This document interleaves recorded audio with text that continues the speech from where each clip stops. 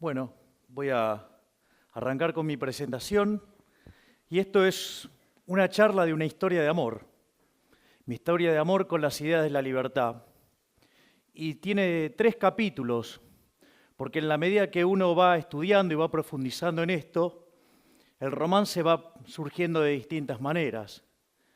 Lo primero que me enamoró del capitalismo y la libertad, básicamente fue que es una máquina de sacar gente de la pobreza, que es la máquina de la prosperidad, que es la máquina del bienestar. Pero claro, cuando uno avanza en esta idea, se encuentra con detractores que acusan al sistema de ser injusto. Entonces, el segundo momento del romance arranca cuando uno se empieza a poner a estudiar sobre, básicamente, si el sistema es justo o no. Y uno lo que descubre que no solo que es justo, sino que además es el único sistema que es justo. Y como si fuera poco, la tercera etapa es una etapa estética, donde claramente uno llega a lograr percibir la superioridad estética del capitalismo. Entonces, lo primero que hay que comprender es que la historia de la humanidad es una historia donde básicamente siempre la condición del hombre fue la pobreza. Es decir, hace poco más de 200 años, el 95% de la población del planeta Tierra estaba por debajo de la línea de pobreza extrema, es decir, vivían con menos de $1 diario, ¿sí? Luego llegó el capitalismo, ¿sí? Y ahora, digamos, en un mundo que tiene 7 veces más de personas, porque hemos superado los 7.250 millones de habitantes, ¿sí? Hoy las personas debajo de la línea extrema es menos del 5%. La contracara a esto es un aumento fenomenal de la productividad. Si uno toma la historia desde el año 0 hasta el año 2000, el PBI per cápita se multiplicó por 12,9 veces. Sin embargo, en los años que van entre el 0 y el 1800, solamente subió 40%, todo concentrado justo después del descubrimiento de América. ¿Hasta qué? Hasta que llegó el capitalismo, sí, que generó la revolución industrial, y a partir de ahí, sí, el PBI se multiplicó por más de 9 veces. Es decir, y lo otro que se percibe es una fuerte aceleración del crecimiento en el mundo. Fíjense que entre el 0 y el 1800 el mundo crecía a una tasa del 0,02% en términos per cápita. Durante el siglo XIX se acelera casi 33 veces al saltar a 0,65. En los primeros 50 años del siglo XX se creció al 1,06. En la segunda parte al 2,1% y hoy el mundo crece al 3%. ¿Qué significa esto? Una explosión de crecimiento, una aceleración fenomenal de crecimiento. Es más, si ustedes consideran que las cuentas nacionales subestiman prácticamente 1,15 el crecimiento, hoy el mundo estaría creciendo cerca del 4,15%, ¿sí?, per cápita. Eso significa que a lo largo de 100 años vamos a estar multiplicando el PBI per cápita por 60 veces. Es decir, que en un siglo, ¿sí?, vamos a estar logrando 4,6 veces más de lo que logramos en toda la historia de la humanidad. Y eso se manifiesta ¿en qué? En el ritmo al cual, digamos, se duplica el PBI per cápita. Digamos, originalmente se tardaba 3.466 años, después en el siglo XIX ese número cayó a casi 107, después a 65-74 en la primera parte del siglo XX, en la segunda 33-35 y ahora 23,45. ¿Sí? Entonces, ¿dónde está la lógica de esto? ¿Qué es lo que sostiene toda esta magia? La libertad, es el modelo de la libertad. Es decir, aquellos países que son más libres, crecen más que el doble de aquellos que son reprimidos. ¿Sí? ¿Y cuál es la consecuencia? Que aquellos que son más libres tienen un PBI per cápita casi 8 veces más grande que el PBI per cápita de los países reprimidos. No solo eso, sino que además el decil más bajo de la distribución, es decir, los que peor están, ¿sí?, ganan 11 veces más de lo que ganan los países reprimidos. Y es más, si ustedes se fijan, los del decil más bajo, es decir, los más pobres en los países libres, ¿sí?, tienen el doble de ingreso que el ciudadano promedio, ¿sí?, del país reprimido. Pero como la distribución del ingreso lleva un formato de una chi cuadrado, una log normal, eso significa que el 75% de la población aproximadamente vive menos que con el ingreso promedio. Con lo cual, acá quedaría bien claro que es mucho mejor ser cola de león que cabeza de ratón. Es decir, es mejor ser el último orejón del tarro en un país libre, ¿sí?, que ser un jerarca en un país reprimido. Es más, no solo eso, sino que además en los países que son libres, la pobreza es 25 veces menor, ¿sí? Y no solo eso, sino que además, sí, la gente vive más. Entonces, digamos, ¿de qué se sostiene toda esta lógica virtuosa? Son 5 instituciones, las 5 instituciones del capitalismo. Y estas van combinadas, por ejemplo, la propiedad privada con los mercados libres. Es decir, ustedes no pueden hacer transacciones voluntarias si no son dueños de los bienes que están transando. Y como consecuencia, es muy importante que no haya intervención del Estado, porque cuando supongan ustedes, sí, podrían ser dueños nominalmente de algo, pero el Estado le dice cómo usarlo, cómo disponer de ello, a qué precios, eso ya dejaría, sí, de ser libre. Por lo tanto, los precios no estarían cumpliendo la función que tendrían que cumplir porque no tendrían sentido. Entonces, digamos, es muy importante la propiedad privada para que sean ustedes los que intercambian lo que está en juego, ¿sí? Y que lo hagan libremente. ¿Por qué? Porque eso va a registrar un precio y eso va a ser una señal que se va a transmitir al sistema y el resto de los agentes de la economía se van a coordinar respecto a ese precio. Y ahí viene la tercera institución del capitalismo, que es la competencia. Es decir, que haya libre entrada y salida. ¿Para qué? Para que los recursos se puedan reasignar entre aquellos sectores donde el precio señala que ahí hay escasez y que hay problemas por resolver, ¿sí? Y como si todo esto fuera poco, aparecen 2 instituciones más, ¿sí? Una es la que tiene que ver con la división del trabajo. Lejos de esa falacia del hombre de paja que se le acusa al capitalismo, que nos quiere de todos iguales, no. Es decir, gracias a Dios somos todos distintos, somos todos desiguales. Y eso permite que cada uno nos especialicemos en aquello que somos relativamente mejores. Algo como que se conoce como la ley de asociación de Ricardo, ¿sí? Eso permite, ¿sí?, que cada uno de nosotros nos especialicemos, ¿sí?, y nos veamos obligados a lo que es la quinta institución del capitalismo, que es la cooperación social. Ustedes no pueden ser exitosos en el capitalismo sin servir al prójimo con bienes de calidad a un mejor precio. Es decir, ustedes podrían odiar al otro. Sin embargo, como su progreso económico y su bienestar material, ¿sí?, depende sustancialmente de que su producto sea elegido por el otro, lo tienen que tratar bien aunque lo odien. Es decir, como decía Bastiat, donde entra el comercio, no entran las balas. Por eso, digamos, no tiene sentido esa estupidez de la teoría del derrame.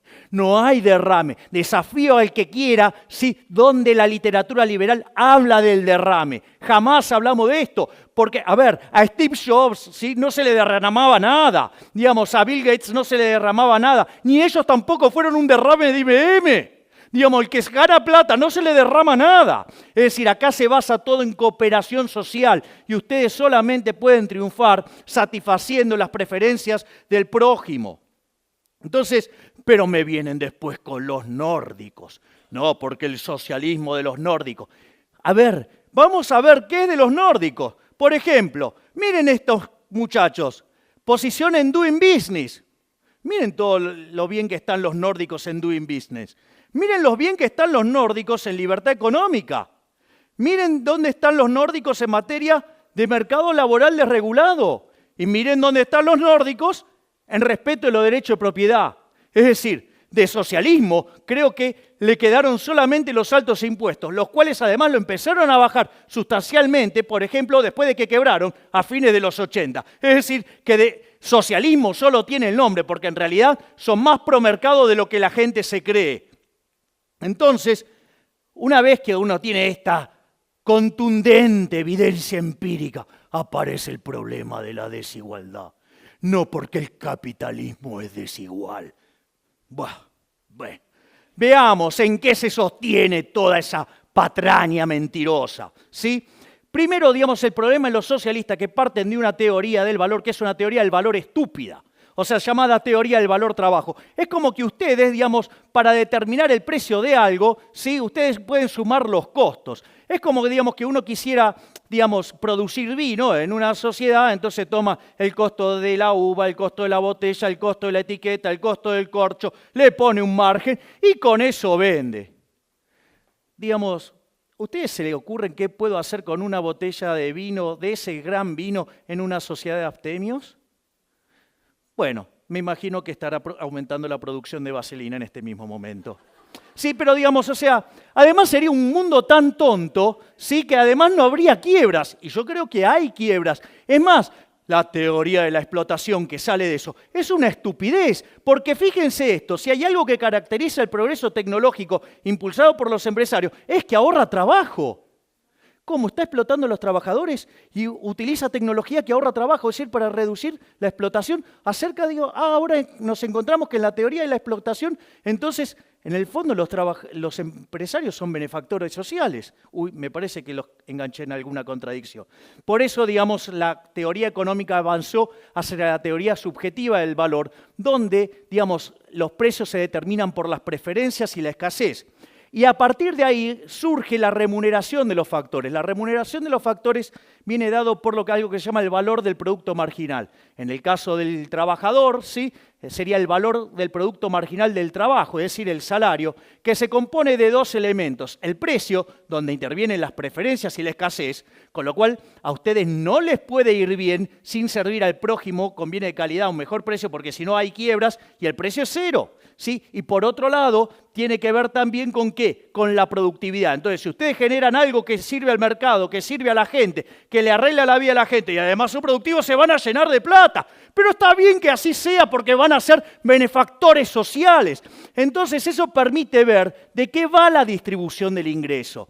En el fondo, la distribución del ingreso tiene que ver con cómo ustedes lograron servir al prójimo, es decir, cuán eficientes fueron arreglándole el problema a la sociedad. Y cuanto más productivos sean en ello, mejor les va a ir. Es decir, entonces, pero ¿qué hay acerca de la justicia del capitalismo? Entonces, ¿saben qué? Que todos los intercambios son voluntarios. Algo que los que miran teoría del valor trabajo no pueden entender, porque las cosas valen según el trabajo que tienen. Claro, entonces, ¿qué van a intercambiar? Nada. Entonces, yo les voy a contar el caso de una sociedad, ¿sí? Que aparece un chiquito que juega al fútbol y la rompe toda, se llama Messi, ¿sí? Entonces, claro, todos quieren tenerlo a Messi, porque saben, ¿sí?, que si lo tienen a Messi van a ganar todo. Ahora, ¿cuál es el punto? El punto es que Messi, cuando todos lo empiezan a demandar, ¿qué dice? Y yo quiero más plata. A punto tal que me gustaría llevarme por mes 2 recaudaciones del estadio, con lo cual habría que estar duplicando el precio de las entradas. Los únicos que quieren pagar eso son los catalanes. Con lo cual lo contrata el Barcelona, entonces le pega un peludo a todos, o sea, termina siendo campeón por escándalo, se le matan de risa a los madrileños en el propio Madrid, toda una fiesta. Ahora, cuando miran la distribución del ingreso, queda arriba Messi, después los dirigentes del Barcelona y los jugadores del Barcelona, después todos los españoles, salvo los catalanes y por último los catalanes. ¿Alguien podría decir que eso es injusto?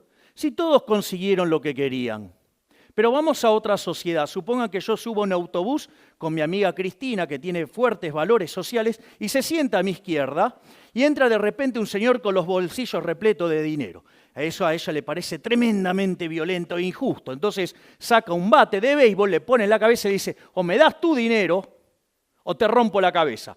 Entonces el hombre accede gentilmente a darle el dinero y suponiendo que no se la gasta ni en cartera, ni en zapatos, ni en hoteles y cosas por el estilo, ¿sí?, la reparte igualitariamente entre los que estaban en el autobús.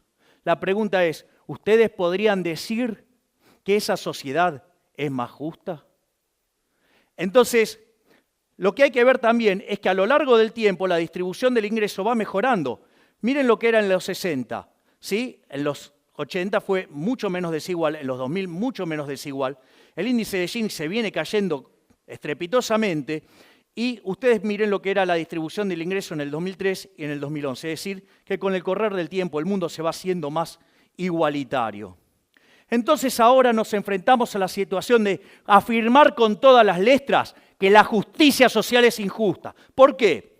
Primero entendamos la lógica populista. La lógica populista parte básicamente de lo que es la forma de la distribución del ingreso. Si debajo del ingreso promedio vive el 75% de la población, hay un negocio electoral buenísimo que es hablar de pobres y ricos y que le vamos a sacar a los ricos para darle a los pobres. Cuando pasa eso, ¿sí? ¿El resultado cuál es? Mire, digamos, electoralmente garpa un montón, ¿sí? Porque ustedes le están hablando del 75% de la población, pero lo que hay que entender es que la torta no es algo que está fijo, sino que por la teoría de la distribución, ustedes ya vieron que es un proceso dinámico que se genera en el mercado, porque si ustedes produjeran algo que no les sirve a nadie, van a la quiebra y no sacan ningún ingreso. Consecuentemente, ustedes ahí lo que tienen es que la lógica del populismo y el socialismo lo que hace es destrozar los incentivos, hace que la torta termine siendo más chica y que todos terminemos siendo más pobres. De hecho, digamos, siempre fue un sistema basado en generar gran cantidad de miseria. Entonces, digamos, ¿qué decía Milton Friedman de estas cosas? Decía que aquella sociedad que priorice la igualdad por encima de la libertad no va a conseguir nada de ambas. En cambio, aquellas sociedades que prioricen la libertad por sobre la igualdad va a conseguir mucho de las dos cosas. Es más, ya lo decía John Stuart Mill, digamos, aquellas sociedades que se preocupan más por la igualdad que por la libertad termina siendo una sociedad de saqueadores. Entonces acá aparecen dos grandes logros del liberalismo que tiene que ver con la igualdad ante la ley, ¿sí? Veamos el caso de lo que se llama la redistribución del ingreso y en el caso de los impuestos progresivos. O sea, cuando ustedes ponen impuestos progresivos, es decir, aquellos que gravan con mayor fuerza a los que mejor sirven al prójimo, conviene de mejor calidad o mejor precio, ¿sí? Ustedes eso lo que implica es tratar de manera desigual frente a la ley a la gente, castigando al exitoso, con lo cual castigan a la producción. Y además, le aviso que digamos, este mecanismo es un robo, porque es ni más ni menos que hacer caridad a punta de pistola, ¿sí? Entonces, digamos, cuando ustedes caen en esto, sin lugar a dudas le va a ir mal. Entonces, en el fondo, lo que ustedes tienen que comprender es que estamos frente a una discusión de valores.